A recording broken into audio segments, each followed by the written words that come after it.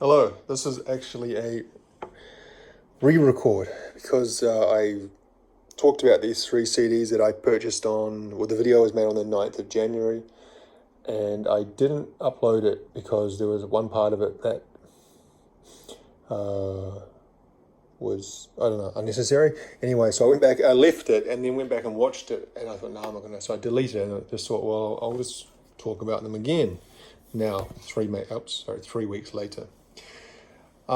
So it's three CDs. Like I said, I got these in early January, and now I can't remember the prices, and I can't actually even remember which shops I bought them from. But as I talked about in a few of the videos that I've done this week, or at least one of them where I talked about traveling around my city, different shops, over the last month, I've visited, I'd say, about a good 75% of the secondhand shops in Auckland. So these could have been from any of those, but I can confidently say that they were $1 each, because looking at all three of them, actually one of them maybe I'd be an exception, but at least two of them I wouldn't have paid more than $1 for them. So the first one on top there, Fur Patrol, the album Pet. Probably not familiar with this if you're not from New Zealand or possibly Australia. This was a New Zealand band from the early 2000s, and this was a pretty big album. They are a alternative rock band with some poppy elements, and they have a female singer guitarist called Julia Deans.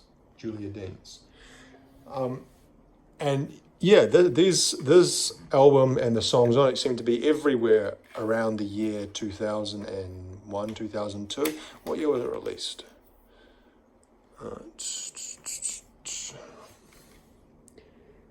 2000, the year 2000.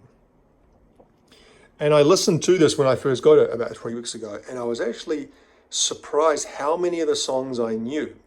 The big song of this was track 5, Lydia, which is a very kind of a slow tempo, soft, I don't know what you'd call it, kind of a singer-songwriter type song almost, quite poppy. But the other songs, I was familiar with about half of the album that I must have heard. I guess there were other singles released and just probably heard. I actually saw them live in concert. I used to live behind a pub about 22, 23 years ago. And my girlfriend at the time, she worked in the pub, and it was like actually quite a big house, and we lived there, me and her, and then one of her friends. And I think at some stage someone else, I think we had another person, I think her sister was living there as well. But it was a really big place, and it was, we got a really good deal on it because she worked at the pub.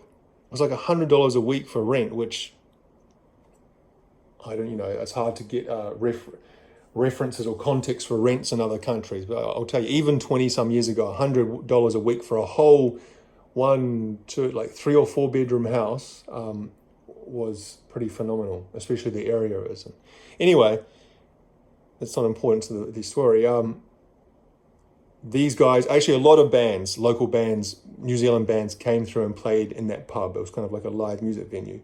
And I remember seeing these guys playing. So maybe that's maybe why I'm familiar. But yeah, I'd say it holds up. Because a lot of New Zealand music is strange, and I say a lot of New Zealanders might get offended if they heard me say this, but I think a lot of New Zealand music, not all of it certainly, but a lot of it, we treat it with kid gloves, because it's kind of like, well, this is good for New Zealand music. If we compare it to something from outside New Zealand, it's not so good, but for us, for the size of our country, we can kind of say, oh, that's pretty good effort. Whereas often it's not. It's the same thing with movies as well.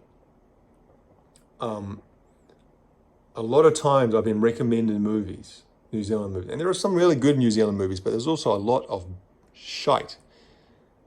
And they're like, people rant and rave about this movie that's come, these new movies that come out, and you think, okay, well maybe this one's going to be different, and you watch it and you think, this is like, this wouldn't cut it in any other country. Like you're kidding yourself if you think this is good.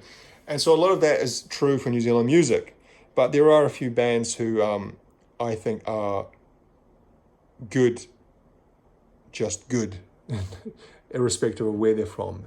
And I'd say this album actually holds up as a pretty solid album.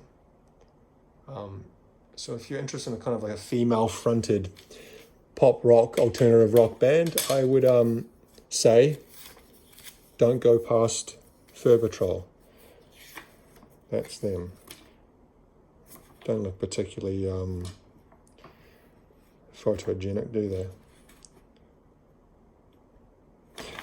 Anyway, so that's the first one I got. The second one, speaking of female-fronted female artists, is this compilation called Saved by the Girl, 38 Icons of the 90s. And this is a double CD. And not really the kind of thing I'd usually go for, but as I talk about often, that if things are kind of couched within the 90s, broadly speaking, I will usually give it a go or try to add it to the collection because, like I've said many times before, at its base, my collection is a collection of 90s music with many things inside and outside. Both these other CDs are not from, that's from the 2000s and that's from the 80s. But anyway, and so this is pretty wide across different kind of genres. So we've got here the Cardigans, Natalie Imbruglia, Garbage, Texas, Meredith Brooks, Catatonia, the Cranberries. But you go down, there's also things like TLC, In Vogue, All Saints, so kind of very poppy R&B, Fugees, Robin, Sinead O'Connor, Ace of Base. So you've only got the kind of more rocky ones, like I guess Garbage or the Cranberries, and you got the more poppy ones, or yeah, kind of well, like Ace of Base is kind of quite poppy, or so I was going to say not her actually.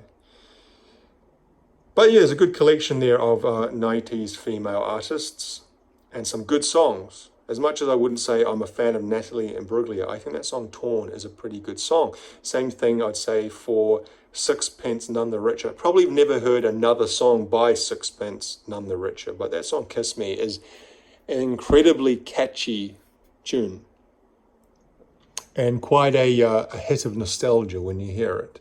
Not the kind of thing I'm going to go out of my way to listen to, but in a compilation, I think, you know, it has its place within that 90s. Dawson's Creek, that was late 90s, wasn't it, when they used that song? So yeah, 38 tracks on that.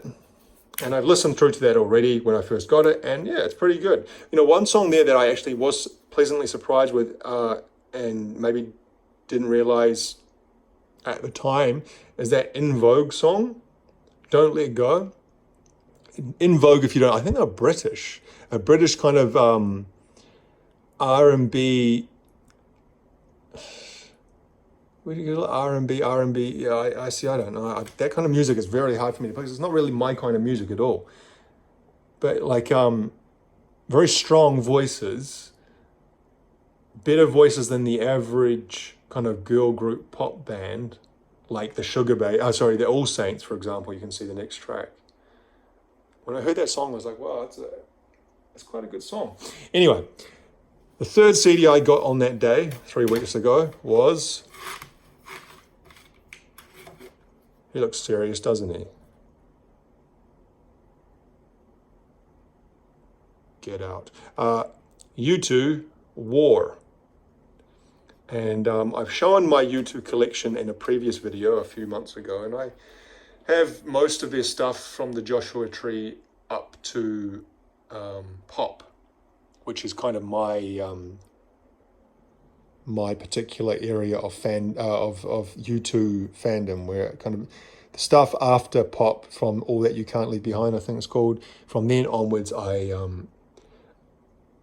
actively dislike. And the stuff that's kind of early in their career, I think they kind of still find their feet, and it kind of there's a lot more filler. But having listened to this album, of course, is the famous songs on like Sunday Bloody Sunday, New Year's Day, Two Hearts Beat as One. But it's not a bad album. So when this is about 1983. So it's kind of, it's before they blew up huge, but while they're kind of finding their fame, and not as fillerish as what's the one before this? Was it Boy? Did they have one called October, or am I imagining that? See, I'm not really familiar with early U2 stuff. But anyway, happy to find that, happy to add that to my U2 collection. So yeah, those 3 CDs I found, like I said, 3 weeks ago. Don't know if they really required their own video, but I thought if I'd made a video before, I don't want to just waste talking about it. Anyway, that's that. Thanks for watching.